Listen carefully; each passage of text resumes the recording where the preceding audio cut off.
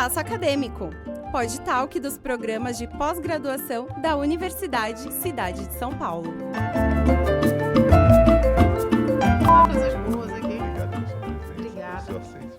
Bom dia, boa tarde, boa noite. Muito obrigado pela sua presença, muito obrigado pela sua audiência aqui no nosso espaço acadêmico, nosso espaço para discussões do ensino superior, para um debate sobre os assuntos que envolvem o ensino superior.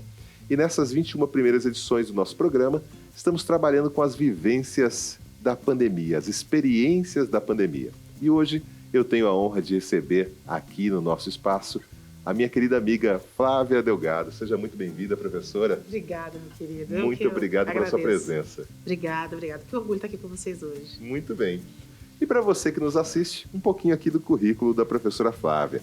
Então, Flávia Daniela Pereira Delgado é doutora em Comunicação Social pela Universidade de São Paulo, é mestre em Comunicação pela Universidade Metodista de São Paulo, especialista em Comunicação Organizacional pela Faculdade Cândido Mendes, é graduada em Jornalismo pela Universidade Federal do Espírito Santo e em Direito pela Universidade de Vila Velha.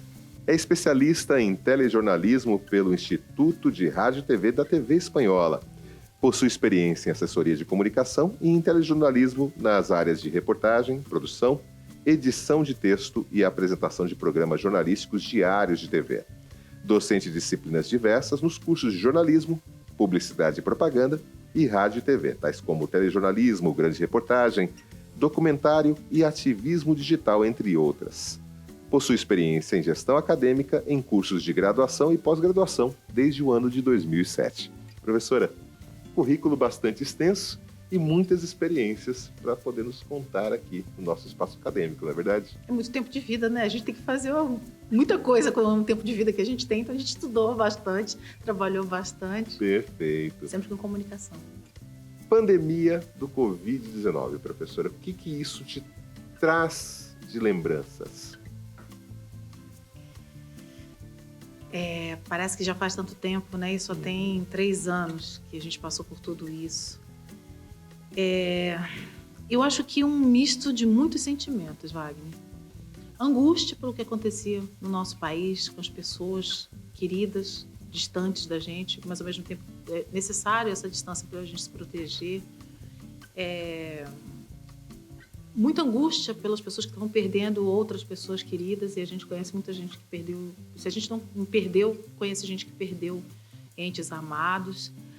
Ao mesmo tempo, foi um mergulho em mim, porque quando toda a coisa da pandemia começou, eu falei, como é que eu vou trabalhar agora? Eu sou professora, eu dependo o tempo todo, na época eu também trabalhava como coordenadora, eu dependo o tempo todo de contato direto com os alunos. Como é que vai ser isso? Então, era uma grande interrogação, angústia pelo lado do país, do mundo, e uma grande interrogação do ponto de vista profissional.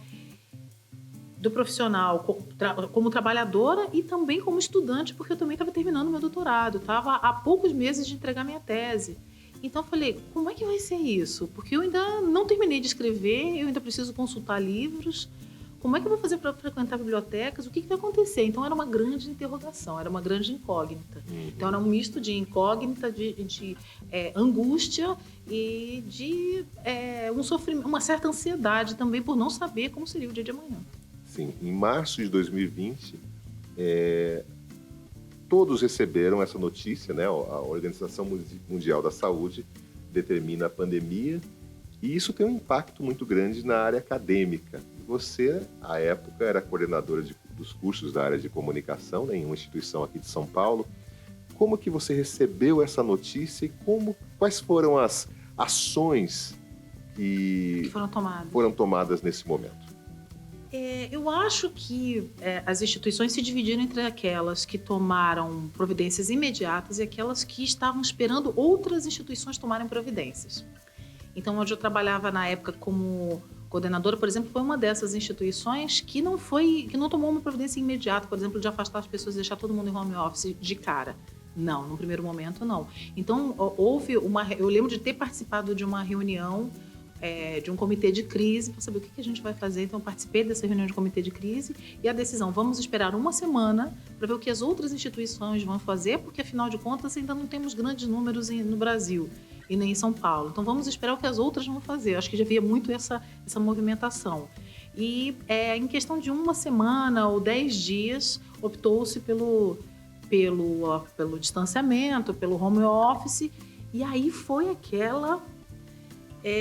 aquele clima assim, meu Deus, como vai ser isso? Como é que a gente vai usar as tecnologias? Entre nós, como professores, as reuniões, alguns professores já estavam acostumados a usar algumas ferramentas como o Google Meets ou mesmo chamadas por WhatsApp, mas absolutamente eu nunca tinha ouvido falar em Teams ou outras plataformas, Zoom. Eu conhecia por ver no sistema, mas eu falei assim, eu nunca fiz uma chamada pelo Zoom. Na prática, não era uma coisa que fazia parte do nosso dia a dia. Não, eu acho que eu tinha feito uma chamada de Zoom em um curso EAD. Eu era professor também de EAD de jornalismo de uma outra universidade, e eu acho que eu tinha feito, sim, acho que um ano antes eu tinha participado de uma atividade via Zoom, mas eu mesma operar sozinha. Não, eu tinha ido à universidade, havia um técnico para ajudar, eu simplesmente entrei ao vivo e ok. Eu não tenho problema em falar ao vivo porque eu fui repórter, então a gente é muito acostumado a fazer ao vivo, professora de EAD e participar de eventos, isso não era um problema para mim. Mas, por exemplo, eu percebi isso uma dificuldade imensa de certos professores de falar com câmera, dos próprios alunos, com as limitações tecnológicas e limitações mesmo com esses softwares. Mas, num primeiro momento, algumas instituições foram de cara, nos deixaram em home office. Outras esperaram a movimentação dos concorrentes. E aí, sim, nós entramos em home office, mas sempre com essa grande questão. Como vai ser o dia de amanhã? Todo mundo, ninguém tinha respostas. E você e seus professores, eles tinham uma expectativa, o tempo que demoraria, qual o tempo que duraria essa pandemia, esse afastamento, ou era realmente uma incógnita, né? No primeiro momento, não sabia exatamente para onde terminaria essa história? Na época, ninguém sabia nada. Ninguém sabia se isso ia ser uma questão de dias ou de meses. Nunca imaginávamos que isso ia passar de um ano ou de 6 meses. A gente imaginava que em 3 meses nós teríamos acharíamos uma vacina, ou que as pessoas respeitariam o distanciamento e que, de fato, o vírus não se propagasse, porque a gente... na época eu ouvia muito isso. No Brasil é um clima quente, esse vírus deve se propagar muito assim porque eu era no hemisfério norte, no primeiro semestre estava mais frio que no Brasil, então tinha sido logo depois do carnaval, a gente demora aqui a ter frio, no Brasil não tem frio praticamente tirando o sul e algumas regiões, então não vai acontecer nada, não vai pegar nada, então em 3 meses a gente volta, mas nunca ninguém poderia imaginar que foi do jeito que foi, mas assim, no máximo vai 3 meses, uma perspectiva assim otimista, ou melhor, pessimista.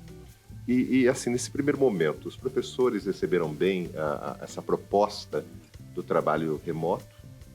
Ou foi uma coisa que teve uma certa relutância inicialmente?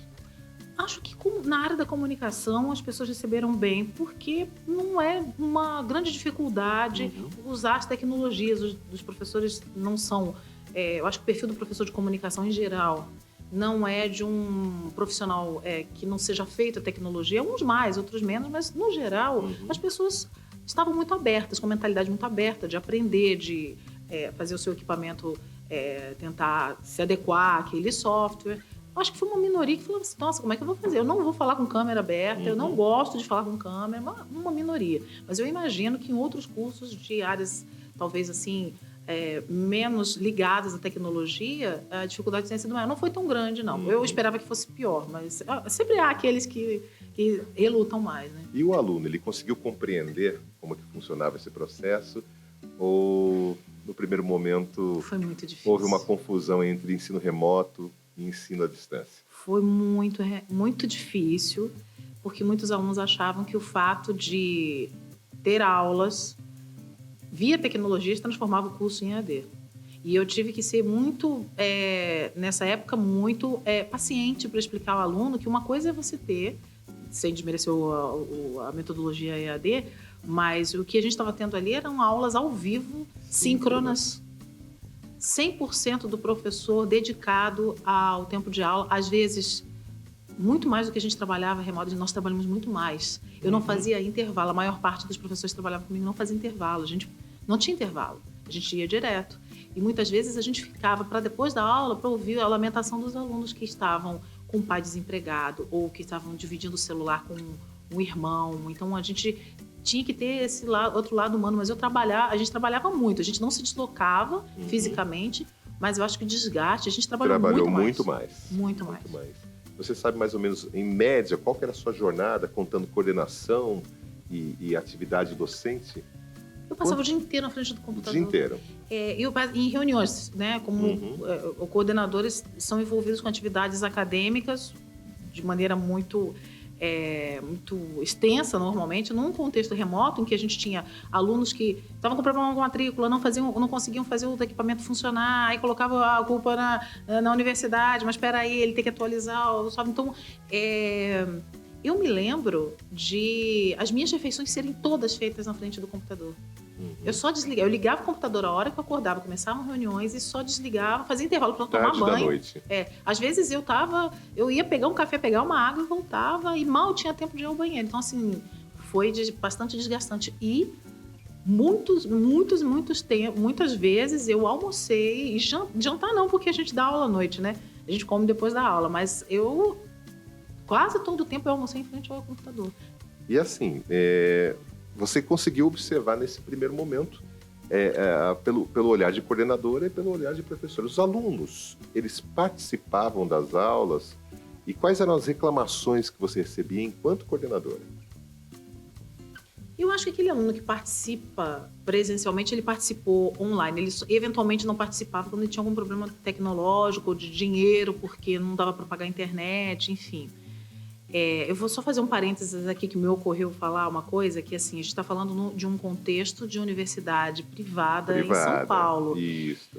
Eu tenho amigos que são professores de universidades federais, universidades públicas, nos rincões do Brasil. As pessoas não conseguiam ter aula. Realidades totalmente diferentes. Totalmente diferente. Então, assim, a gente estava ali 100% à disposição do aluno. Às vezes a gente tinha problema tecnológico, mas imagine assim, é o que a gente chama, no Brasil profundo, em que a internet vem via rádio, quando chove num estado, no outro não tem internet, os alunos não conseguiam ligar celular, não conseguiam ter. Os professores davam aula não é o WhatsApp, é o Telegram. Então, muitas vezes eles gravavam vídeos, mandavam materiais pelo Telegram. Encaminhavam pelo Telegram. E assim, nós ficávamos 3 horas aula, a gente ficava 3 horas online.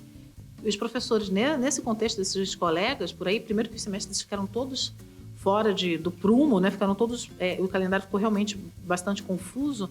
Eles davam, no máximo, 40 minutos de aula, por causa desse contexto. Então, foi bastante difícil, assim. Eu acho que vale a pena a gente relembrar que nós temos diferentes realidades no país, né? Mas voltando ao que você me perguntou sobre...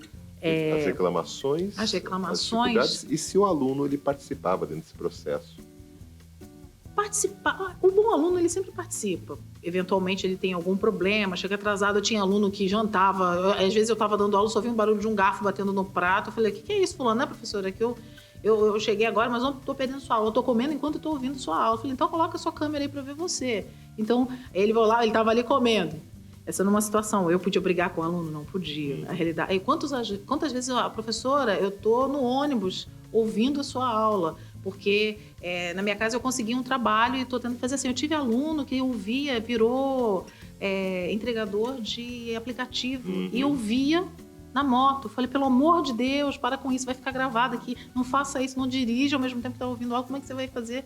Prestar atenção. Porque a realidade, né, ela foi diferente para foi muito difícil. Cada pessoa, né? Então, nós ainda fomos privilegiados porque tivemos a possibilidade de trabalhar em home office. Agora, tem gente que não teve essa oportunidade de jeito nenhum, né? Não teve isolamento. Não teve isolamento, não teve essa chance. E a gente está numa grande cidade em que a internet funciona. Mesmo numa grande cidade em que a internet funciona, a gente teve os perrengues. Os perrengues, né? De cair na hora H. Eu também passei por isso também na defesa do meu doutorado, mas enfim, caiu na hora da minha defesa, né? A professora fazia perguntas, ela precisou entrar e sair 4 vezes a professora que estava na minha banca. Então, assim, isso que a gente está na principal cidade do país. Então, a gente viveu, acho que nós todos somos sobreviventes, resistentes sobreviventes desse período. E, assim, nos pôs à prova, como professores, porque existe a diferença de estar professor e ser professor. Quem realmente é professor se esmerou, deu todas as voltas possíveis para tentar transformar a sua aula em algo atrativo, em algo criativo, Foi muito difícil, por exemplo, ser professora de televisão, como é que eu vou ensinar a fazer, por exemplo... prática de TV, a prática de TV, maneira remota. De maneira remota, os alunos por celular, fazer documentário. Como é que você ensina um aluno a fazer documentário? E foi possível? Foi possível, os alunos fizeram de uma outra forma, usaram bancos de imagens, usaram bancos de imagem em movimento, usaram imagens de arquivo, fizeram imagens com seus celulares, iam de máscara fazer imagens com seus celulares. Então, aprenderam novas funcionalidades com os celulares. Assim, é possível. Então, porque o ato de você produzir um documentário óbvio, a tecnologia é importante, mas é mais sobre o seu olhar, seu esforço, o ouvir o outro, ou estar aberto para diferentes versões do que a captação em si, que é muito importante, mas ela não é. Sem ela, a gente consegue fazer uma narrativa, a gente consegue pensar uma narrativa visual. Agora, eu insistindo na pergunta, qual que era a reclamação dos alunos no período? Professor não liga a câmera, professor X não liga, professor fala demais, professor está brigando porque eu não entrei no horário. Poxa, professor, muitas vezes o professor, como o professor estava no horário, ele exigia que o aluno entrasse também. Professor está dando falta, e no final a gente teve que ser bastante compreensivo em relação a questões de falta. E eu acho que a maior parte, depois chegou um momento que o professor assim contra a distância mesmo e contra o que eles pagavam, de novo. Eu estou pagando para um curso EAD. Não é um curso EAD, é um curso que ele é síncrono, ele está online, mas ele é um curso presencial. E acho que, eu quero ter mais práticas. Então eu cheguei ao ponto, em uma universidade que eu trabalhei, de fazer uma prática em laboratório. É até risível contar isso agora, né? Porque a gente foi fazer uma prática de estúdio de TV e aí eu fui de face shield, de máscara, de luva. Eu parecia um ET dando, eu parecia uma pessoa assim num filme de ficção científica. E aí colocava aquele propé para entrar no laboratório e aí o aluno ele colocava o microfone e a gente higienizava tudo, o aluno falava, sai.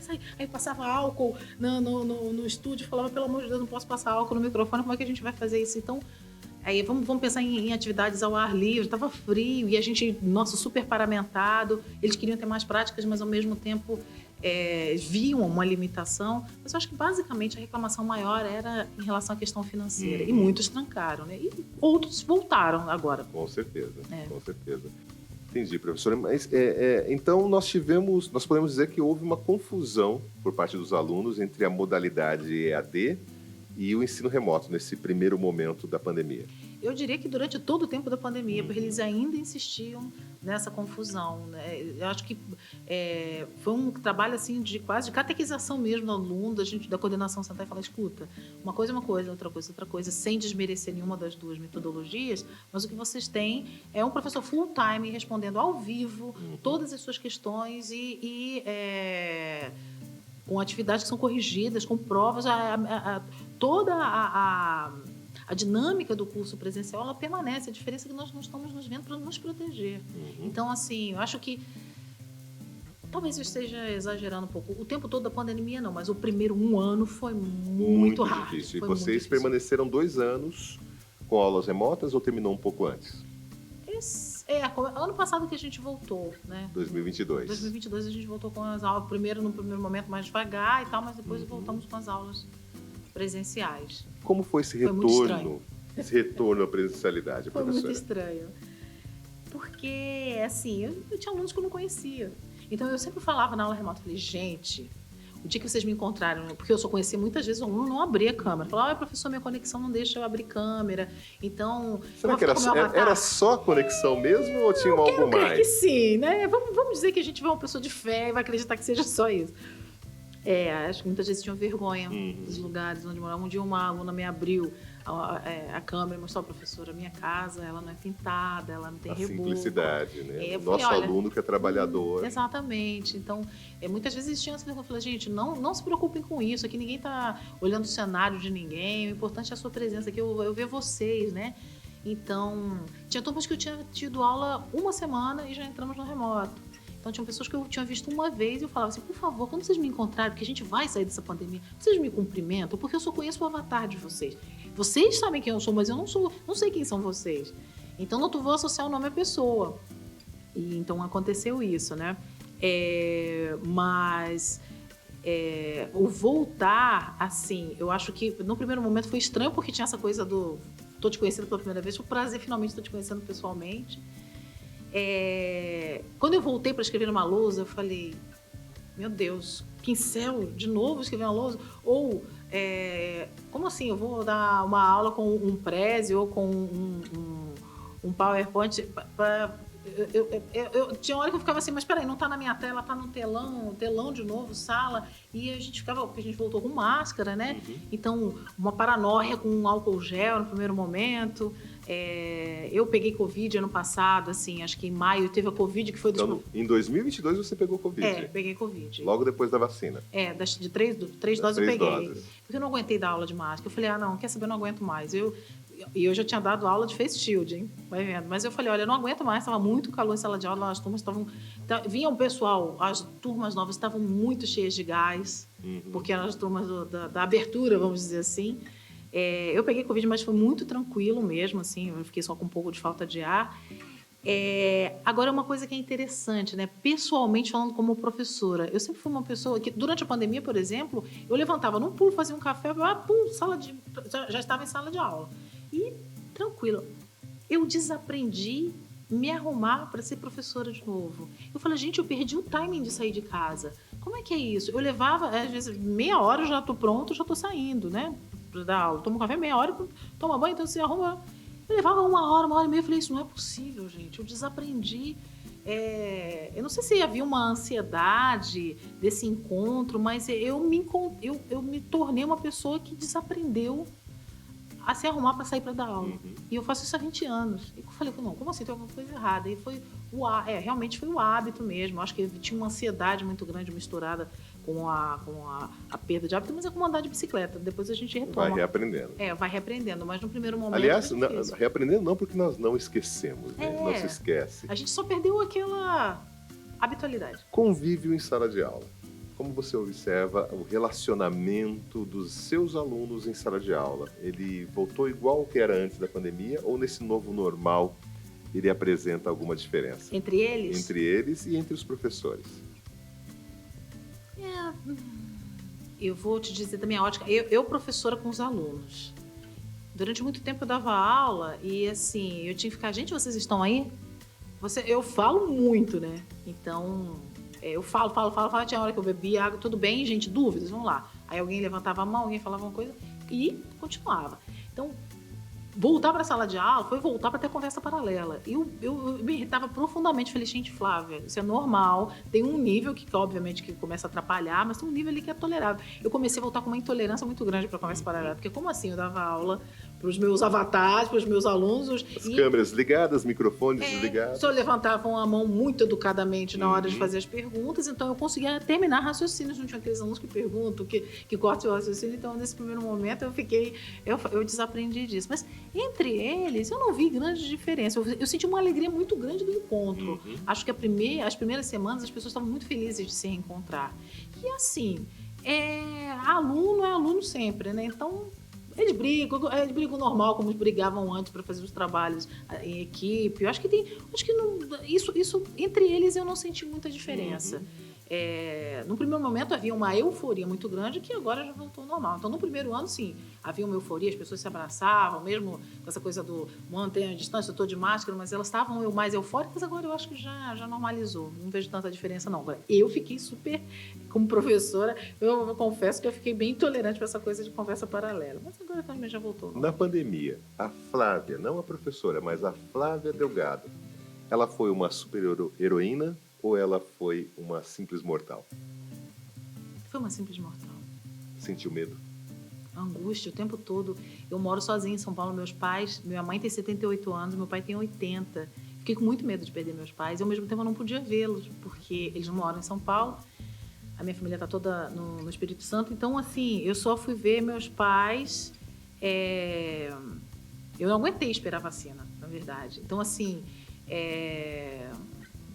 eu me protegi muito por isso. Eu lembro de viajar de avião todo paramentado para ver meus pais, mas eu tinha medo todos os dias. Flávia, eu desenvolvi um medo que é uma coisa muito... Eu sempre conto isso para as pessoas. Felizmente, isso já passou. Mas no primeiro ano da pandemia, eu não conseguia dormir com medo de morrer. De tanto ver as imagens das pessoas sufocadas, das valas abertas, as covas comuns abertas, aquelas imagens horrendas que invadiram nossas televisões, que invadiram as nossas vidas nas redes sociais, eu dormia e eu pensava, eu não vou acordar. E se eu não acordar? Eu não posso dormir. Então, eu não conseguia dormir. Eram 6 horas da manhã, eu estava acordada. Então, eu vinha no ritmo frenético e 6 horas da manhã eu estava acordada. Às vezes, tinha que dar aula às 8 da manhã de novo. Então, ou seja, emendava uma coisa com a outra. e aí, assim, eu comecei a usar muito chá, tomar muitos chás, homeopatia. Eu falei, não posso continuar assim. Mas, durante muito tempo, eu tinha taquicardia. Na hora de dormir, eu estava indo dormir. Não posso dormir porque eu vou morrer. A morte muito perto. A morte virou uma coisa muito próxima de nós. Então, acho que isso me deixou com bastante medo, bastante angústia, sem saber o dia de amanhã. Então, não fui super-heroína, não. Eu fui uma simples mortal mesmo. E fala um pouquinho sobre essa questão do reencontro, né? Você falou que seus pais moram no Espírito Santo, né? Como é que foi essa possibilidade de revê-los durante esse período? Eu não deixei que eles viessem a São Paulo, eu fui até eles. Então, por um lado, assim, eu tinha muito medo, mas eu falava, e se eu morrer? O valor que a vida tem, nunca teve um valor tão grande. Eu sempre dei muito valor à vida, mas ela nunca teve um valor tão importante. O valor do encontro ganhou uma dimensão de 1000 vezes mais do que ela já existia para mim. Então, fui tomando todos os cuidados, eu não ficava... No primeiro, é como se existisse... Eu brinco na casa da minha mãe que existia a ala de desinfecção, porque eu chegava, eu ficava... Né, olha, você não voa de cabelo solto, você venha toda paramentada, vem aqui que eu vou passar álcool gel de você, álcool líquido dos pés à cabeça, você prende esse cabelo, porque eu achava que o vírus podia estar no cabelo, aquelas coisas que a gente achava que... Muito achismo no início, né? Então, demorava 1-2 dias, ver se eu não estava com gripe, tirando medindo a temperatura para ver se ninguém estava com febre no primeiro momento, achando que ter febre significaria estar com vírus, não ter febre, a gente sabe que não, né? Que você pode ter o vírus e não ter nenhum sintoma. Pois é. Então, acho que eu arrisquei, eu fui ver meus pais em julho, nas primeiras férias, mas assim, foi com muito medo, mas eu falei, eu vou com medo mesmo, porque... As experiências, né, professora? As vivências desse período. E as boas notícias, elas chegaram, né? Demorou um pouquinho, mas elas chegaram. Então, amém. Trouxe aqui uma imagem. Então, nós temos aqui uma notícia que foi publicada pela Organização Pan-Americana de Saúde no dia 5 de maio de 2023. Né? Então, a OMS declara o fim da emergência de saúde pública de importância internacional referente à Covid-19. Então, não é o fim da pandemia, mas é o fim da emergência sanitária. Né? Então, uma diminuição do grau de periculosidade, né, da doença. O que essa notícia representou para você e o que representa, né, pensando em expectativa de futuro para a sala de aula e para a vida cotidiana? Essa notícia veio 5 dias antes do meu aniversário de 50 anos.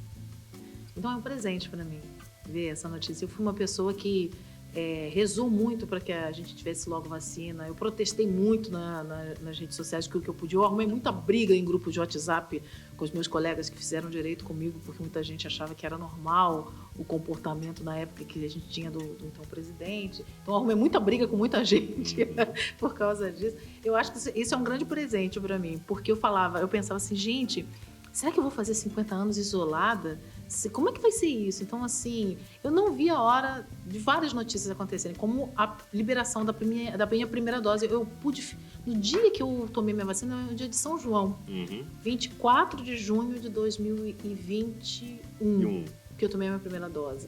Então, assim, foram notícias muito esperadas. E eu falava assim, essa é a primeira das boas notícias, não vejo a hora de ter um presente. E esse presente veio 5 dias antes do meu aniversário. Então, para mim, é um presente muito grande para a minha vida, enxergar que nós sobrevivemos e que, mesmo se a dificuldade vier, a gente é mais forte do que a gente imagina.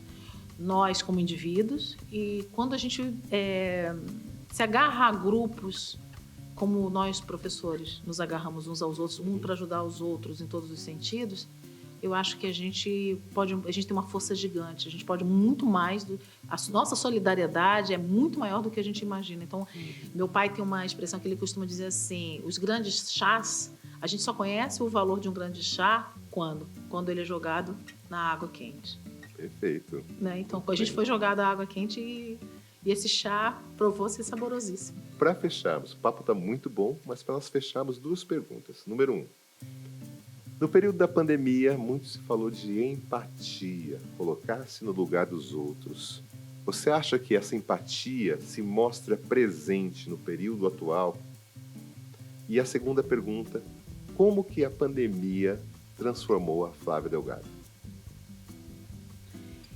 Eu não sei, eu tendo a ter uma visão sempre otimista da vida, do mundo, mas sobre empatia eu não sei.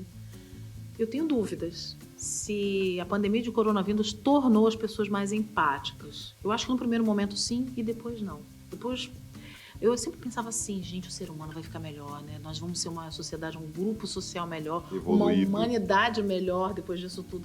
Não. Eu fiquei doente durante a pandemia, né? Porque eu ficava muito tempo sentada, eu tenho problema de coluna, eu fiquei muito tempo sentada e eu vi que alguns alunos não tiveram empatia pelas minhas questões. Eu dava, muitas vezes eu dei aula à base de tramal para poder aguentar ficar sentada, né? E muitas pessoas não tinham empatia em relação a isso, ao meu esforço. Não todos, graças a Deus, a maioria teve empatia e soube compreender isso. Então, assim, eu acho que num primeiro momento as pessoas exercitaram empatia. Mas a humanidade talvez não seja tão boa. Como diria o Renato Russo, às vezes eu acho que a humanidade é desumana em alguns momentos. Então, acho que no primeiro momento, sim, houve um exercício de empatia. Algumas pessoas pararam para pensar que realmente a vida é curta, a vida é breve, vamos encarar o outro com um olhar mais humano, mas regra geral, não. Não acho que tenha mudado. As pessoas esqueceram rapidinho. E a Flávia, transformou-se? Eu fiquei mais forte. É difícil uma coisa me abater agora, assim. Eu passei o tempo da pandemia sozinha. Eu tinha um relacionamento que terminou meses antes da pandemia, então eu fiquei totalmente sozinha mesmo. Para não dizer que eu fiquei sozinha, eu fiquei com os meus pets em casa. Então eu passei sozinha, trabalhando em 2 universidades, trabalhando como coordenadora em uma delas e escrevendo uma tese de doutorado, que me protegeu. Eu sempre digo que a minha tese me protegeu, porque eu desligava do mundo, daquelas notícias, muitas vezes. Eu saía do mundo das aulas e mergulhava. As minhas madrugadas foram todas mergulhadas na minha tese de doutorado. Então, a minha tese me protegeu e me tornou forte. A gente precisa criar mecanismos, seja pela religião, seja pela fé, pela religião, pelo contato com os amigos, as ligações que a gente fazia com os amigos, as chamadas de vídeo, olha, eu tô aqui, eu tô viva, eu tô bem, vai dar tudo certo, um dando força, ninguém largando a mão de ninguém. Eu acho que essa rede de apoio é muito importante e ela foi fundamental para me tornar mais forte. Eu acho que é mais difícil me abater. O mundo é difícil, o mundo já abate a gente muitas vezes, mas depois da pandemia, eu acho que a gente criou uma crosta mais grossa. Muito bem. Professora, mais uma vez, muito obrigado Obrigada pela sua presença, Vale. pela sua participação e por esse papo gostoso, Obrigada. por essa conversa boa, que com certeza contribui não só aqui para quem assiste, né, então no conhecimento, mas para a ciência como um todo. Muito obrigado. Obrigada. Vida longa para projetos como o seu. Maravilhoso. Muito Obrigada bem. pela oportunidade. Muito obrigado. E você, meu amigo, você, minha amiga, quero agradecer a sua audiência, quero agradecer a sua presença aqui no nosso espaço acadêmico. Nesse momento, quero mandar um abraço, né, nesse episódio de número 21, né, para toda a equipe do Núcleo de Comunicação do Campus Liberdade. Então, o Diogo, o Alan, o Vitor, o Klaus, o Wallace, o Wildner, a Bia e também ao Luiz, né, recém-chegado aí no grupo. Meu muito obrigado pelo apoio, pela compreensão de vocês nas diversas gravações que produzimos no estúdio do Campus Liberdade. Também quero agradecer aqui o apoio do Programa de Pós-Graduação em Educação da Universidade Cidade de São Paulo, por todo o suporte técnico e por todo o apoio no desenvolvimento desse projeto. E, em especial, agradecer à FAPESP. Né? Esse projeto ele integra os estudos de implementação de políticas educacionais e desigualdades frente a contextos de pandemia pelo Covid-19. Então, nosso muito obrigado pelo incentivo a projetos como esse, né, que buscam o reconhecimento das narrativas como uma forma de ciência. Então, o arquivo, né, o registro das narrativas docentes como uma forma de ciência. Quero agradecer mais uma vez a sua presença, quero agradecer mais uma vez a sua audiência. Nos vemos no nosso próximo encontro. Um grande abraço e até lá.